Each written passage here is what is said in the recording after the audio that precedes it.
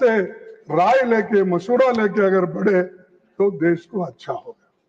सब मैं और एक बात आपको कहना चाहूंगा साहब, सेंसिटिव मैटर्स की चर्चा के लिए हम स्पेशल सेशन की मांग कर रहे थे, तो उस वक्त आप सभी ने कहा कि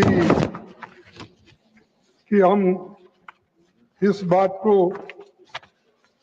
हाँ, जो हमने आपसे रिक्वेस्ट की थी, तो आपने ये बात को आप कह रहे थे, अरे तुम कौन होते मुझे बिठाने वाले? अरे मेरे को कोई नहीं बिठा सकता, सिर्फ मेरे लीडर बिठा सकते हैं, मेरे लोग जो चुन के लाते हैं वो बिठा सकते हैं। Sir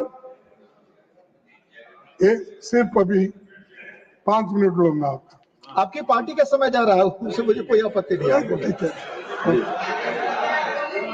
sir. डिप्टी चेयरमैन, हम मांग करते हैं कि देश के सबसे सुरक्षित इलाके में हुई सुरक्षा और इंटेलिजेंस की इन गंभीर खामियों और गलतियों पर समयबद्ध तरीके से जवाबदेही तय की जाए।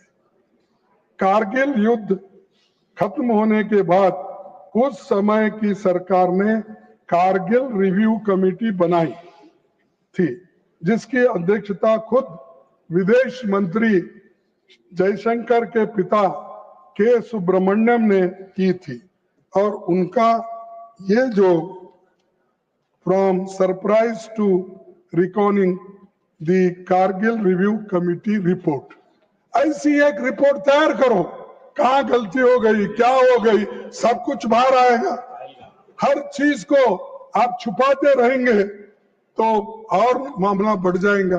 ये तो उन्हीं के पिताजी ने वाजपेयी के समय पर रिपोर्ट तैयार की थी, तो कम से कम वो कीजिए, उसको ढूंढ निकालिए क्या गलतियां हो गए। तो ये भी आप करने को तैयार नहीं है सर।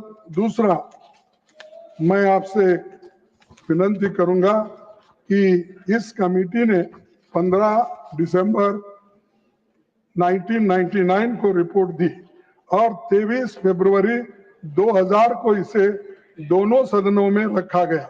हम डिमांड करते हैं कि इस मामले में भी ऐसी ही समीक्षा हो। हम डिमांड करते हैं, आप रखिए, किसकी गलती हो गई, किसकी चीख, ये देश के इंटरेस्ट में है। हमको ये नहीं चाहते कि आपको ह्यूमिलेट करना या आपका इंसल्ट करना, आपको कुछ कहना, नहीं, वो हम नहीं सीखे। हम मदद करने का सीखे हैं, लेकिन किसी को दोष देने का नहीं सीखे। देश बड़ा है, इसीलिए हमको मिलकर काम करना है। मैं प्रधानमंत्री से ये भी कहूंगा कि अपनी सारी गलतियों और विफलताओं के लिए कांग्रेस को ब्लेम करना बंद करो। और उनके शिष्यों से भी ये कहना चाहता हूं, अरे भाई तुम्हारा काम तुम करो, हमको दोष देने में कुछ आपको मिलेगा नहीं, प्रत्युत्तर मिलेगा, आप उसका उत्तर भी नहीं दे पाएंगे। लेकिन ये लीडरशिप का मतलब होता है कि जिम्मेदारी लेना, ना किसी को दोष देना। आप लीडर्स हैं, आप जिम्मेदारी लो, प्रधानमंत्री जी बोलो आप, लेकिन मुझे समझता है आज नहीं कल वो यहाँ इंटरवेन करेंगे, उत्तर नहीं देंगे, इंटरवेन करेंगे, क्योंकि वो दूसरों को जवाब देना नहीं चाहते। वो छोड़ दिए अपने दोस्तों को, मिनिस्टरों को, तुम जाओ कुछ भी कहो, और जो आपको कहना है तो मैं आकर फिर बाद में। ये कोई प्राइम मिनिस्टर आज तक ऐसा नहीं, कभी ना कभी डिबेट में पार्टिसिपेट करता ही है, लेकिन 11 साल में इन्होंने कोई डिबेट में पार्टिसिपेट नहीं, घर में आके बैठते नहीं सदन में, और अगर आए तो भी वो, मैं उस हाउस में बोला था एक बार, वो जब आ रहे थे तो सुषमा स्वराज जी ने बोला कि आ गए, उनका दर्शन लो, उनके बोले, तो मैं बोला दर्शन लेने को क्या वो भगवान है? तो पूरा हाउस हंस पड़ा। हाँ,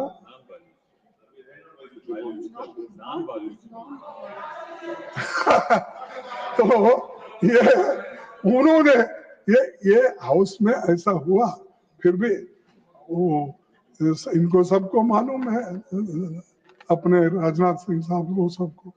तो मेरा कहना यही है कि एक व्यक्ति को बढ़ावा इतना भी मत दो, उसको भगवान मत बनाओ। वो डेमोक्रेटिक सिस्टम में, वो डेमोक्रेटिक सिस्टम से आया हुआ आदमी को डेमोक्रेटिकली उसको जितनी इज्जत मिलनी है दो, लेकिन उसको भगवान बनाकर उसकी पूजा मत करो, उससे देश का नुकसान होता है। और बाबा साहब अम्बेडकर ने भी यही कहा, भक्ति इन रिलीजन इट में सॉल्व टू दिस सोल, और भक्ति इन पॉलिटिक्स वो डिक्टेटरशिप के तरफ जाता है।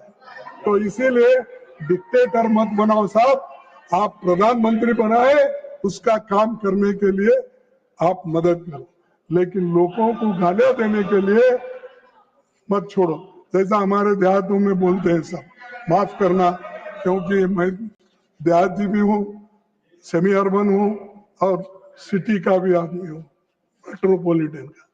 तो कभी लोग क्या करते हैं, उनको कुछ अपने गाय बछड़ों को चराने के लिए जगह नहीं है तो सरकारी गायरान में छोड़ देते हैं। सरकारी गायरान होती ना, आपके पास क्या कहते हैं मालूम, तो चारा खाने के लिए सरकारी गायरान में छोड़ देते, सरकारी जमीन पे कोई भी कोई भी वहां पर छोड़ सकता है। वैसा आप मत करो साहब, ऐसा मत छोड़ो उनको, कहीं भी चरने के लिए मत छोड़ो, पूरा देश खराब हो जाएगा। तो इसीलिए सर मैं आपसे ये विनती करूंगा सर, अप्रैल को मैंने खुद सबसे पहले बेंगलुरु में एक प्रेस कॉन्फ्रेंस की और कहा हम हर कदम पर सरकार के साथ है।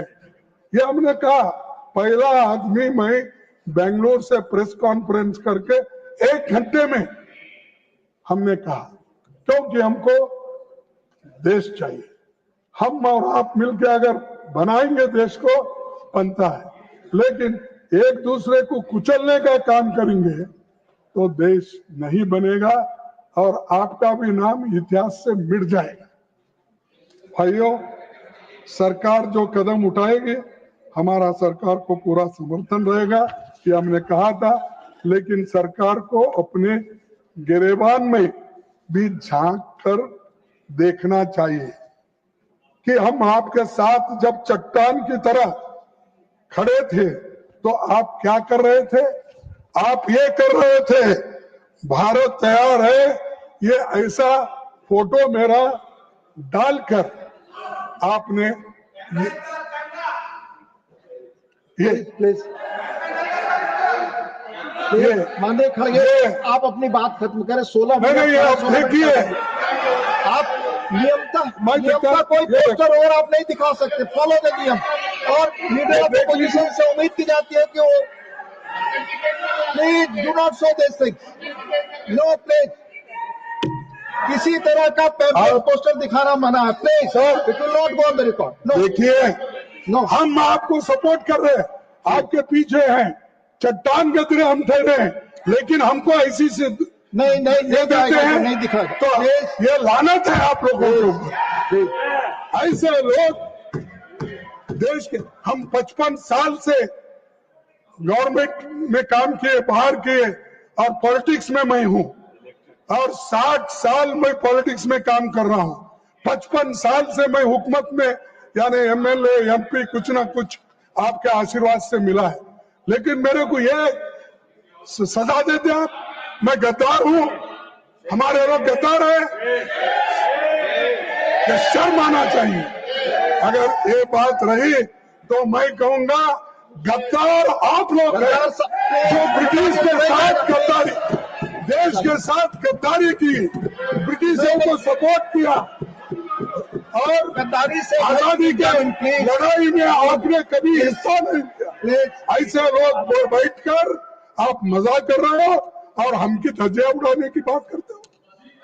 तो सर मैं ये कहूंगा कि आप विपक्षी नेताओं को बदनाम करने, ये आपकी असलियत, ये आपका असली चेहरा, चाल और चरित्र, ये सरकार का चैनल दूरदर्शन का 8 मई का प्रोग्राम है।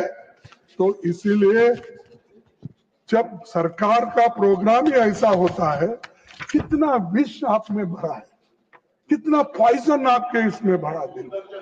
ये दूरदर्शन 8 मई को अगर आप हाँ में हाँ नहीं मिलाएंगे साहब, आपकी गति मेरे जैसे ही हो। आप अपनी बात कहें, अब जो कहना है हमारी गति के लिए ध्यान दें प्लीज। सर बस इस बात के साथ अपना भाषण समाप्त करता हूं। आपने मुझे बोलने के लिए समय दिया, उसके लिए आप सबको धन्यवाद देता हूं।